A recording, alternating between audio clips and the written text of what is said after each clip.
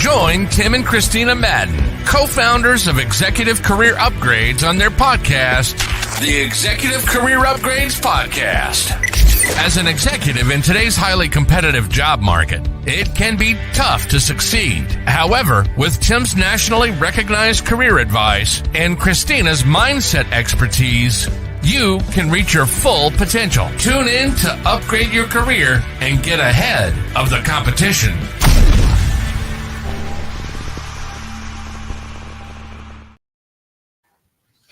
All right, welcome to the Executive Career Upgrades Podcast. I am one of the hosts, Tim Madden. This is the beautiful Christina Madden. And hey, if you don't know us, we help those elevate in corporate America, right? Whether it's landing the job and money they deserve, starting off on the right foot, or enhancing your skills as you continue to climb the corporate ladder. And this is officially, before we get into it, this is the last podcast episode. Where did 2023 go?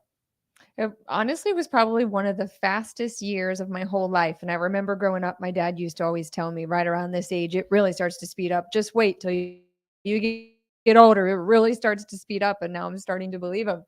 But you know, what's crazy is even though it's sped up so much, right? We accomplished so much this year. And we didn't even really try. No, and next year we're going to try. So yeah, we didn't properly plan. Yeah, we did actually. I shouldn't say we try. planned a little bit, and we definitely tried. But here's the thing. Oh, I'm glad. Let's get into it, right? And then we'll do it. No, I want to talk to you about. I read something today, or I was listening to something on my morning exercise. It was What's your morning exercise? Well, hold on. We'll get into that.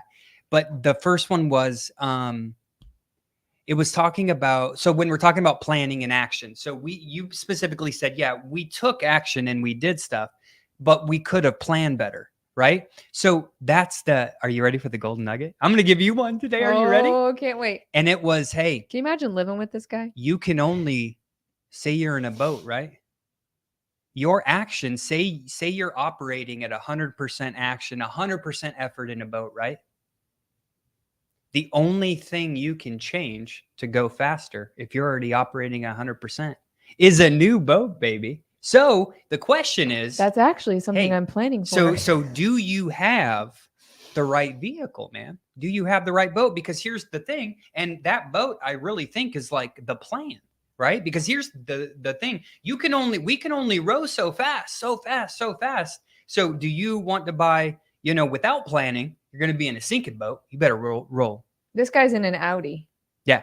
So you get what I mean, though, right? It's like even with max effort, exactly. You need to have the right. Well, plan. What do we tell the people that are out there in like a sinking boat, a sinking boat, or like a patch the holes, baby, a broke down Toyota? I don't know, what is it? Yeah. Oh, great. Ready? Sounds like you need to make some investments that could be repairing your boat. Could be getting assistance with repairing your boat, or it could be we just need to buy a new boat. There's a lot of philosophy happening on this podcast. There is. Hey, we go live each week inside the Executive Career Network. If you're watching inside the ECN, we appreciate you. It's the fastest growing career network. By the way, we have a lot planned for you in 2024. So stay tuned, ECN. And hey, to our friends over on LinkedIn and YouTube, we see you. We see you. We appreciate you. Thank you so much for subscribing to the channel over on Apple and Spotify. If you're listening or if you're attending live right now, hey, go show us some love and subscribe to those channels as well. And hey, our gift to you, if you didn't know, before we kind of kicked this off, was we put together a career resources library, and most of the stuff is for free to you to help you set up your backdrop right, help prepare for an interview, lots of good stuff. Go on over to execupgrades.com/resources. And last thing, but you got to take action. You can get all the free stuff, but you have to take action. And if you don't know how to do that or how to put it in place, or let's say you've already accessed that library, make sure you're tuning into this podcast every week so you can learn how to put it to action, and also stay connected in the Executive Career Network group on Facebook.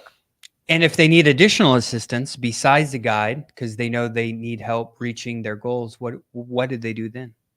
Then they need to book a call. They need to book a call. And you can do that at execupgrades.com/podcast. Also free. Also call.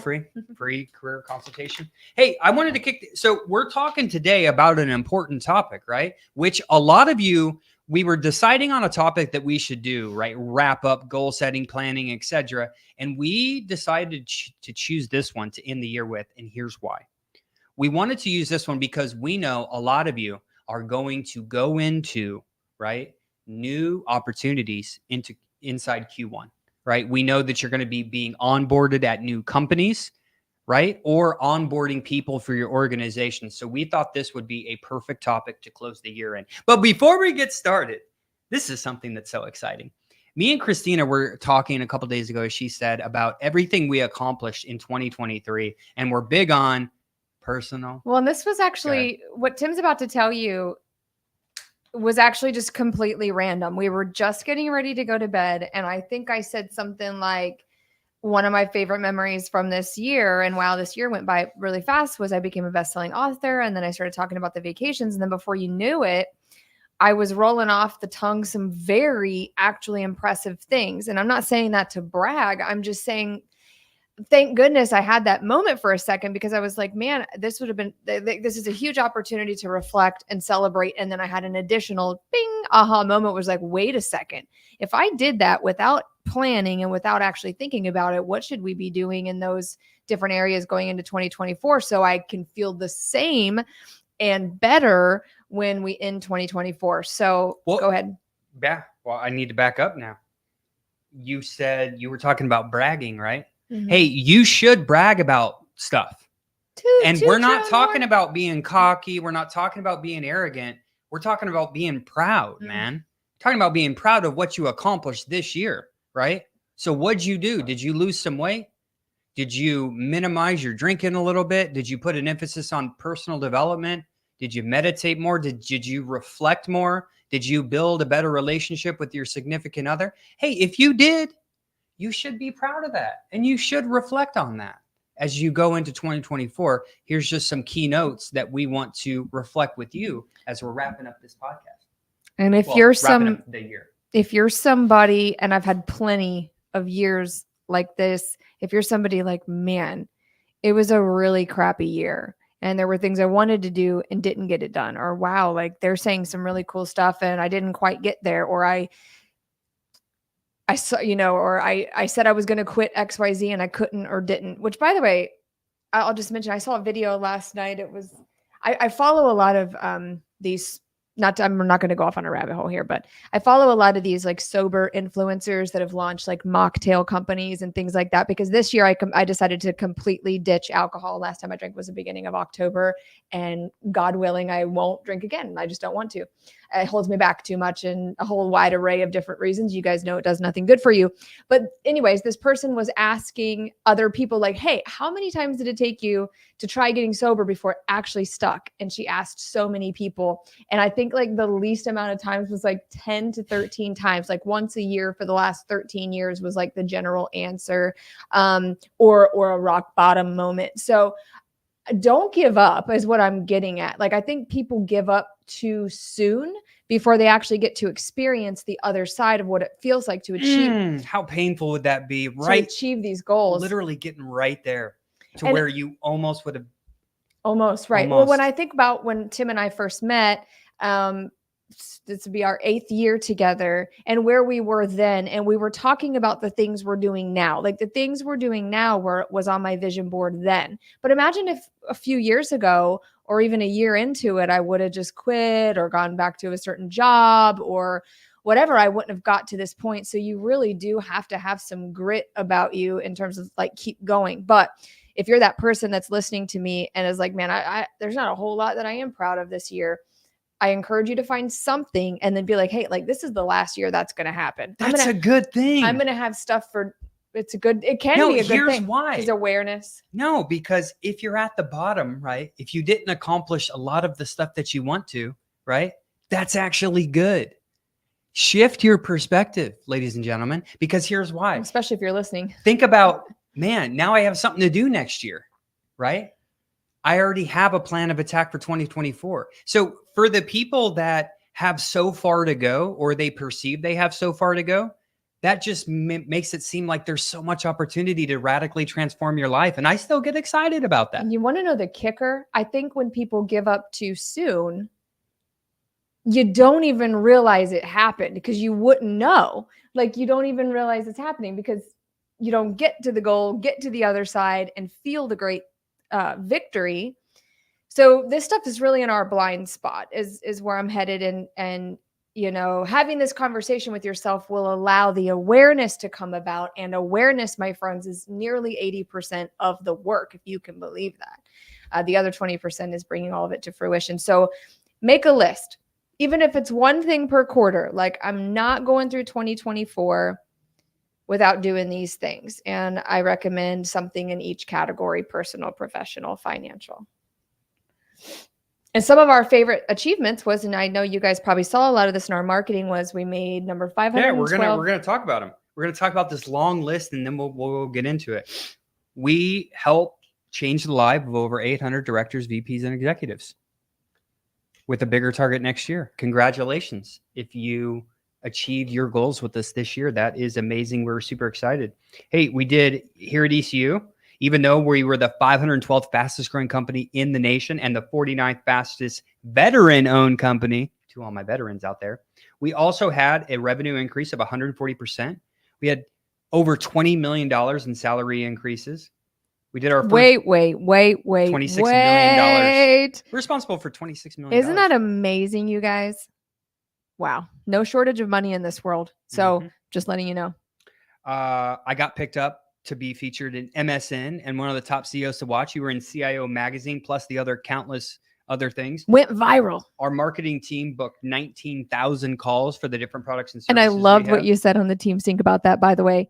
Filling a stadium. We filled a stadium. We could almost fill a stadium. I think, a small stadium. A big stadium is like 30,000, I think. That's crazy. We spoke at Hilton Head and Moab, Utah, which that was a blast. Yeah, and Tim went, what are those things called in Moab?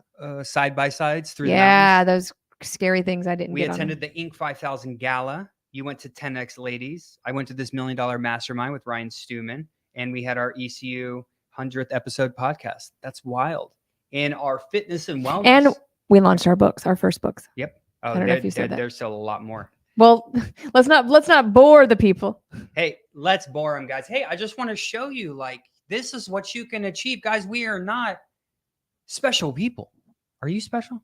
Were you born special? Were you born with some special DNA? The reason I can do this stuff is because I actually am crazy enough to believe that I was born very uniquely special and better. I didn't, because I lived most of my life like definitely below average, I think. I still believed I was better. In relation to my potential, right? Because I was talking about this, right? Like, here you are, right? What's your potential, man? What is it? Is it 2x what you are right now? Is it 3x? Fitness goals, ran a marathon. Christina and I lost combined 85 pounds. It is possible, probably ladies more. And gentlemen, probably more. No sugar, 95 to 99% of our meals are no cheat meals. We literally have no sugar. And we are definitely prioritizing health. Like, well, and it'll go down in history as the year that I ditched alcohol and multiple other bad habits, whether that's staying up too late, different vices. We all have them. But when I look at, like a person who impacts 1,000 who do you need to or become? More directors, VPs, and executives, a person who does a New York Times bestseller next year, like, what habits does that person have? So that person doesn't get drunk every night, right? Or even once a month. I guess there's probably some people out there that would argue Maybe that some of the best authors are drinking every night, but but you guys know what we're saying. You got to have good habits. Yeah, I quit tobacco after 20 years of serving in the here's 23 years in the military. I retired, right? We're just stacking wins. Bought the dream car.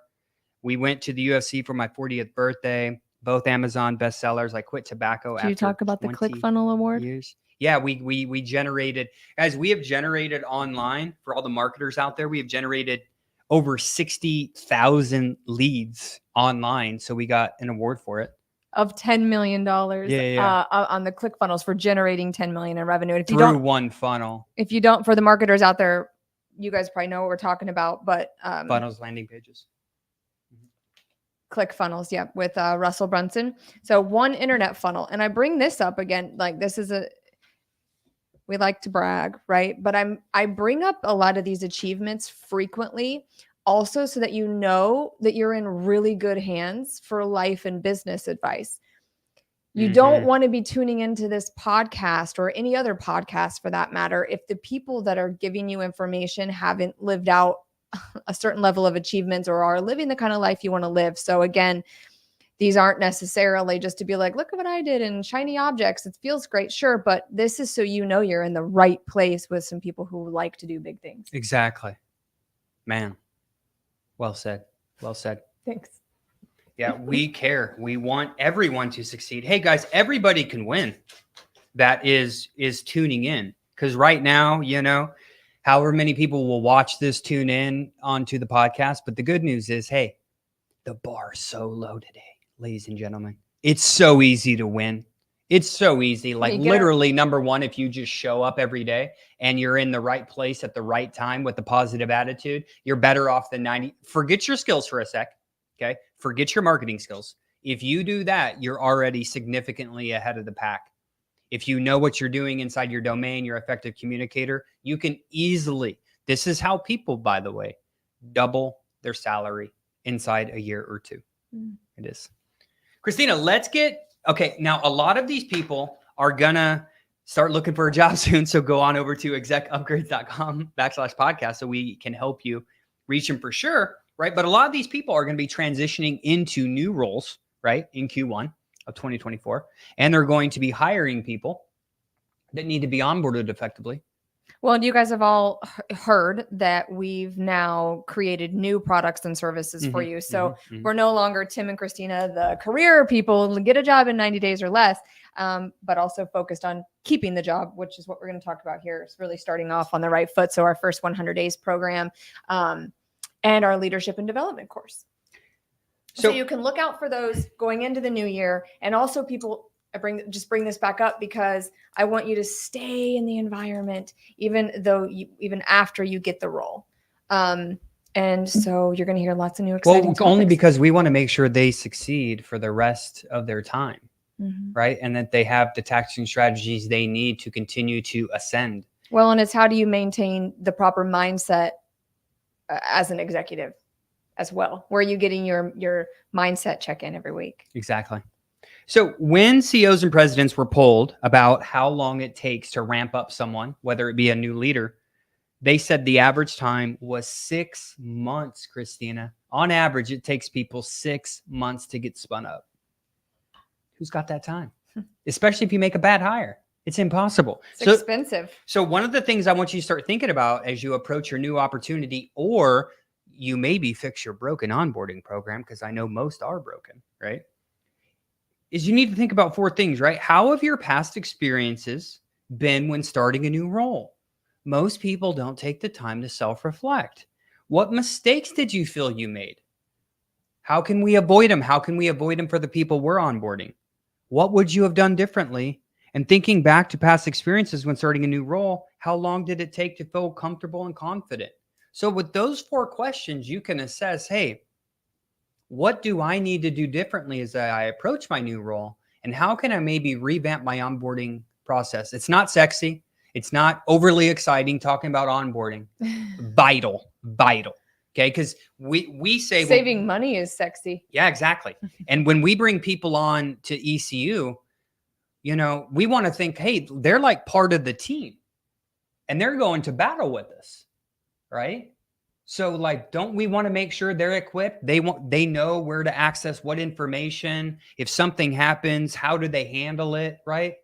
Like we want it for our team. Surely you want it for your team as well. Tim, yeah, put you on the spot here. How much do you think poor onboarding, because we've been there, we've had broken onboarding systems. How much do you think poor onboarding has costed us at ECU? Just the last year. Well, even just the last year or 2 years. The last year, I would say it probably cost us, because we hired a couple key leadership roles. Key leadership roles that turned over because we didn't have we needed to enhance our onboarding process. Probably $400K. Probably cost Tim and Christina executive prep rates and sales for sure. Yep, absolutely. So hey. So not only is it a great, not only is it not a great experience for the people going into the role, potentially you, but it affects the culture of the company, obviously the revenue, retention, you guys, like, I know I'm stating the obvious, but vital, like Tim. So one of the key, if you took one thing away besides all this great goal setting that we talked about, right, and planning, is this is the major mistake professionals make. So let me be very clear. If you take one thing away from this podcast, is that whether you're hiring people or you're the one who just got hired, if you ask, hey, Tim Madden, what is the most vital thing? Here it is. You need to be very sure that you have explicit, clear expectations from whoever manages you. If you're the CEO, it needs to be the board. If you're the COO, it needs to be the CEO, and then trickle the way down, right? But Tim, how do I know what to ask? Like, so obviously that means you need to ask great questions. Yep. But how do I know what to ask, Tim? Hey, Christina, it's my first day here. You're the board member of Executive Career Upgrades. I'm the CEO. Hey, I want to make sure, right? I know what a CEO does, a CEO is responsible for. I've had a successful track record, right? But during my first 90 days, I really want to talk about improvements that you would like to see made. And additionally, at the end of 90 days, right? What would success look like? So if we could fast forward to 90 days, right? What would I need to accomplish? What would I need to fix? What would the numbers need to be, and the number areas for us to be sitting here at the beginning of next quarter, basically celebrating, right? What would have to happen? Well, see, I'm the CEO, right? What would have to happen in marketing? What would have to happen in sales? What would have to happen with people, with training, with hiring, with all the things of your business? There you go. And then that's step one. Okay. Now that's if you're getting hired, right? If you're the one doing the hiring, set the expectation for your people and say, hey, this is what I want the first 90 days to look like. And again, it doesn't need to be super detailed. It could just be key areas. And hey, if you do this, and guys, if you're not in an executive level position, like what Tim's talking about, this is all positions. But it's all positions. And then also tune into next week's podcast. And it's how do you fast track from like entry level director type roles to executive in 3 years. And obviously, guys, that's not possible at every company, but in many companies it is. And we're going to talk about that. And it all goes back to these questions. Number two, besides that, right? This is number one, part A, if you will, okay, is you have to meet frequently with whoever manages you. And I recommend, I know in corporate America, hey, we all have these meetings upon meetings upon meetings, and ain't no one got time for that because then nothing could get done. But hey, at a minimum, you should be at least doing a sync up at minimum 15 minutes a week with your boss. And maybe, hey, if you're both back to back, maybe it's when you wrap up the day at 5 o'clock on a Thursday. Hey, 5 o'clock on Thursdays, we wrap up because here's what we do. Hey, Christina, here is the progress I've made to this. Here's the progress I've made to this. Here's some key decision points that we need to make right now. Here's what I'm thinking. This is alternatively what we can do. What are your suggestions? And here's why you want to do that, okay? Because I'm getting feedback from my boss right now about what I should do. So if it goes wrong, essentially, it's not just my fault, ladies and gentlemen. It's the boss gave you guidance as well. So do you see what I mean? It should be a team, though. It shouldn't be you failed. It should be, hey, if you had to let someone go, you failed them as well, right? How did I not set clear expectations? Did I meet with them enough? Did I train them well enough? You don't want to be dealing with that, man. It just racks your damn brain. So number one, hey, get clear on the expectations you have from your leadership or from, the people that you manage. And then number two, hey, meet with them at least once a week for at least 15 minutes to just go over key priorities, make sure you're on the same page and get some feedback on those decision points. That is the podcast. Congratulations. We'll put off, Tim would probably really get on me about this because I'm the one who kind of, drags my feet on these meetings. He talks about meaning like it's hard to nail me down for a meeting, but man, once you get into that meeting and then you wrap up the meeting, it's always such an eye opener on like how badly it was needed. Yes, it's wild. And don't underestimate. We keep saying if you fail to plan, you what? plan to fail. Boom. And don't underestimate the power of just like a 5-minute sync. I mean, if it's Yep. framed out appropriately. Yep. But if you've got a new role and you're like, man, I love this. This is my dream role. I want to hit the ground running. Like what Tim's saying, you have to plan to be successful in the role. Because what you want, because think about this. If you want to get on the same page as your boss, you have to talk to your boss. You want If your boss to like you, right? Exactly. And your team as well, because here's why. When you're starting, there's these thing called fatal thinking traps. Let me enlighten you for a sec.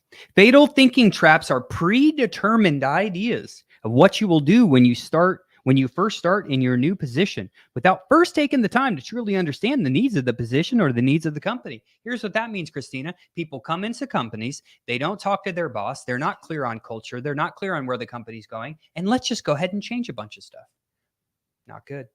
That puts you into what's called a negative cycle. And a negative cycle is fatal thinking traps can cause you to enter into a negative cycle where one bad decision affects other decisions and so on and so on. And in 90 days, you are no longer there. So instead of getting into negative traps, you need to get into positive ones. And they're created by making smart decisions. And smart just means I have all the information I need to make a decision. Yes, that you have all the information you need and regulated emotions. Because a lot of fear and anxiety goes into this, right? When you get a new role, and we're talking, so Tim's coming from the angle of like, you've had a track record of success, you've done the job before, but for many of you, maybe you haven't, and this was an upward mobility move, and you've never done it before. Exactly. Like, well, and here's so I'm not good enough. They're not going to like me. I don't know what I'm doing. I'm failing. Like those are some negative thought loops that you can get really caught in. And here's what people don't realize. Let's say you have all of the great experience. Let's say you're doing a lateral move. You're a VP. You're just going to be a VP somewhere else because something happened, right? So let's say we for sure know that you have the skills to do the job, right? Like on paper. But think about this. Here's what people fail to consider. The culture's different. The office politics are different. The internal processes are different. So many things are different. So just because you're a good marketer and you know how to run ads and develop leads, etc., that's not what we're talking about when you're like, I'm not going to cuss on this podcast, but like, no kidding, right? No kidding. It's like, of course you have the skills to do the job. Otherwise you wouldn't have got hired. Like, obviously you have the skills. That's not what we're talking about. We're talking about everything besides your skills. And let me let you guys in on a little realization I had, or rude awakening I had when we started this business and years ago. And I would get applications from people who wanted to work with us. So the application, not to work for, not to be on the team, but like as a client. And we have our clients fill out an application like, what are your strengths and weaknesses? What are you making now? What do you want to make? What do you do? And I would get these applications and I would be like, wow, like this person is like so inspiring and they've done so many great things. And I get on the phone with people and what are they in? They're in the negative thought cycles. They're in and this is almost 100% of the people, guys. This isn't like every once in a while or a few times a week. 100% of the people that I talk to, no offense to any of my clients, you all know that you're stuck in these patterns. A lot of you, that's why you come to my mindset call and why my book was so helpful. So I don't think I'm, being hurtful when I say this, but every single person we talk to is stuck in these very, very fatal ways of thinking. So what I'm trying to say is, yes, almost 100% of people are qualified on paper. Everybody at this level is. Everybody at director, VP, and executive level is qualified on paper, but they're not thinking the way that they should be thinking in order to be successful in their role, let alone impact other people or, be highly effective on an interview, etc. So take that into consideration. Like, yeah, your achievements are great, but where's your head at? Yep. Because everyone you're competing with, everyone gets like so upset when they get turned down. Just remember, if you're at the director, VP, executive level, everyone who's competing with you probably has a very similar background issue, right? So that's why in previous podcasts, we've talked about exhibiting the right presence, being an effective communicator, in the beginning, it's important to listen more than your talk. It's important to delegate. It's important to do all of these things, right? So go back and check out our prior ones. Christina, talk a little bit about self-reflection. I feel that's important, especially, well, we know it's important, right? But I'm just now really learning at a new level just how important it is. But and I'll just kind of repeat what I said at the beginning. Not to interrupt. Go ahead. Did you have more of a question? Yeah, just talk about how important daily self-reflection is, especially when they're starting a new job and they have like all these emotions, all these thoughts, all this information coming at you. You're learning office politics. You're just going crazy, right? Mm-hmm. Like you have to be able to sit down and be like, "Woosah, let me write it down, map it out. What do I do first?" Daily self-reflection is going to be difficult. Even I'm going to be fully transparent. Transparency is one of our core values. And even if it wasn't here at work, it's definitely one of my personal ones. I do not have that habit dialed in, daily reflection, or maybe I do more than most people. I just don't realize it. But for me to truly like sit, reflect, hear my own thoughts, and maybe implement new strategies based on what I'm noticing from the reflection, probably really only once a week, on Sunday evenings or Monday mornings. Am I really only carving out time? Now, I'm not saying that that's good. Some of you might want to do daily when you're starting a new role like this. But my top recommendation would be you have to put it on the calendar if it's going to happen. So maybe 5 minutes self-reflection. And that's going to include no distractions.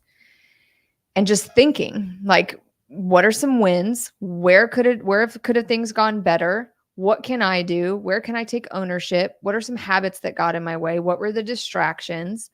And how would I like to be 1% better tomorrow? Or going into a new week. I'm pretty good about it on Sundays for sure, because I want to kick off my week in a good way. The reason for self-reflection is to allow time for awareness. And like I said at the beginning of the podcast, awareness, this is good news, is 80% of the work. I promise that if you even just had just the awareness and like no action, you would even be in a much better place than because most people aren't taking time for this. And when we're living in a fast-paced society where our go-to is to pick up our phone and scroll, read, take in more information, heighten our senses in other ways, then you got the vices, then you got the family, and you got the whatever, you got society nagging at you, with all kinds of negative narratives. We're living in a time right now, folks, that it is difficult to reflect and have awareness. So you have to challenge yourself, and it's a practice. There's no finish line. There's no perfection. You have to carve out time to reflect. If you're reflecting daily, you will get to that.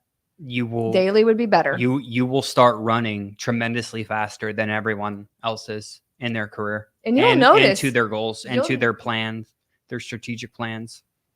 And when you start reflecting, you'll notice how no one else around you is. Hey, moving on. We talked about the importance of building. Well, no, we'll talk about the importance of building an army of advocates and understanding company dynamics. But with the army of advocates, hey, you need to build relationships with these people. And if you're listening on Spotify or Apple, hey, you can go back and rewind this because I'm just going to say it quick. Hey, direct reports, peers, boss, outside network, because most people get confused on how to do this. Okay. So these are the people you need to build relationships with when you start your new position: direct reports, peers, boss, your outside networks, and your vendors. Now, with that being said, Christina, we've talked about how bad people are at networking and communicating, right? And I just want to bring up that you had called me when you recently took a trip to one of our friends' businesses. And you said that you almost fell out of your chair because they were doing a meeting of their executives, if you will. And would you please share, because I do think like everyone thinks it's like just them that's maybe scared of like, you know what, man, I'm not outgoing, Tim. I'm not extroverted. I'm not this. I'm not, guys, this isn't normal, right? This is a skill you need to develop. And if you're someone that you need to develop this skill, and if you think everyone else is good at it but you, Christina, please share the story about most people fail to even hold a conversation. Do you want to tell the story for the audience? It could be good. Sure. And leave out any names or businesses. If our good friend is listening. Good friend. No, it's not that one. It's a totally different one. Remember? Go. Okay. So they were doing, you put me on the spot here. They were doing an exercise on how to kind of get people out of their comfort zone and communicate better. And one of the exercises was like when you're out in the community, have some mindfulness around like who you're talking to, start asking curious questions, get curious about people, see how much information you can give and where the conversation takes you and whatever. And it was a group of 5 people responsible for the revenue of the company and also responsible for the client experience, etc., the highest level below the owner.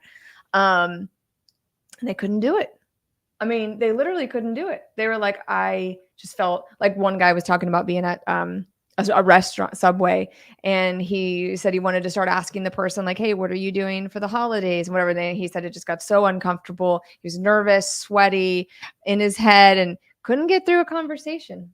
And then somebody else, just epically failed. And I'm listening to this and I'm thinking to myself, because sometimes, guys, transparency, here it goes again. Sometimes I'm like, we've been doing this so long that I think like maybe I should move. I'm transparency here. Maybe I should move on to doing something else. Maybe teach people how to build businesses like this or go and buy and sell businesses. But then then God is like, look, people don't even know how to communicate.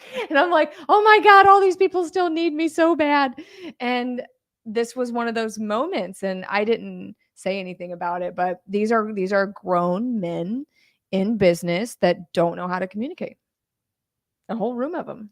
So if you think it's just you, it's not. Okay. So, hey, understanding company dynamics. Here's what we want you to think about. Are they a newly formed company? Are they pivoting to maybe a different product or service? Is it a growing company? Are they regrouping? Are they in a mode of maintaining? Right? Can we all agree that these are different strategies of the company? So you need to also, when you're trying to become aware of company dynamics, you need to know right now, this is why you need to talk to your boss, right? Like, what are the strategic goals? Are we in growth mode and we just need to hire a bunch of people and work on, like that type of thing? Or are we in maintain mode where we need to develop more processes? Like, what's the overall goal this year in 2024 of the business unit, and where's the business unit going? Because those are going to require different strategies, regardless if you're in marketing, sales ops, etc. So you need to know alignment. Where is the business going? Do I need to be prepared to grow 50% this year? Right? If so, wouldn't my considerations be different? Right? So you need to know like what stage of the business cycle are they in? But the biggest thing is you have to use data to make decisions. So repeat after me. We do not make decisions without data, okay? And if data is not being tracked, hey, email me at tim@execupgrades. I'll hook you up with the tech guy, a product team who can help you and your company develop some data, have some charts and tables. Because if you're not making decisions on that, you're just guessing, and it may cost you your job. Well, and hopefully your success at the job is measured on data. Yeah. And hopefully you're with a company that does use data. There's going to be plenty that don't, and it's not pretty, particularly probably in the startup space. Mm-hmm. So there is much, much more to consider, but I just want to recap on what we went over so far, right? We went over keys to a successful transition, like setting expectations with your boss or your team, and then meeting with your boss or team, even for a couple minutes, at least once a week. How to avoid those fatal thinking traps so you can get into those positive cycles as opposed to those negative ones. And if you need help with that, you can head over to Amazon. And Christy, if you're listening, if you could drop the link. Well, both of our books. My book is based around thoughts, emotions, actions, and the fear that we were talking about, and specifically focuses on avoiding and how to navigate negative thinking and fatal thought traps. The Fearless Executive, available for $5 on paperback. On Amazon. Yeah, for the Apple and Spotify listeners. So remember, the reality is we know you're good at your job, but your hangups are going to be taking time to learn the culture, the office politics, the internal processes, right? And then we talked about building an army of advocates, understanding company dynamics, and using data to make decisions. Now, when we look back on this today, one thing me and Christina, the more and more we've been realizing is Common sense, right, Christina? Like, don't you want to know the expectations of your boss and meet with them regularly? Yeah, that's common sense. Do we want to stay in positive cycles? Absolutely, right? Do we want to self-reflect every day? Yeah. Do we want to? But see, what happens is this. It's a lot of information. And if you don't daily reflect, you don't plan, you plan to fail, right? So onboarding at a new company is very challenging for the majority of people because simply they don't have a plan, which is why we come to you live each week, right? Presenting you with tactics and strategies on how to elevate your career in numerous ways, because success doesn't have to be hard, ladies and gentlemen. What you're trying to do, whether it's finding a new job, start a company, hone in on your skills, whatever they may be, to rise to the ranks in corporate America so you can go get yours, it has all been done. You just have to follow the blueprint. No different than running a marathon or climbing Mount Everest. Closing comments, Christina. Besides, hey, if you need some resources for your career, go to execupgrades.com/resources, and Christina will tell you how to book a call with us and wrap us up. Yeah. Hey, invest in yourself. Book a call and get the help that you need. I am not shy about it. There is a significant investment to work with us, but if you want a plan, customized to you and your goals and an executive brand, a powerful brand on LinkedIn, and you want, new connections and an interview strategy that works, and you want to just save yourself listening to hours of podcasts and fumbling through another year of not reaching your goals, then book a call, make the investment. Many of you know what it is. Get on the calendar and then get it done.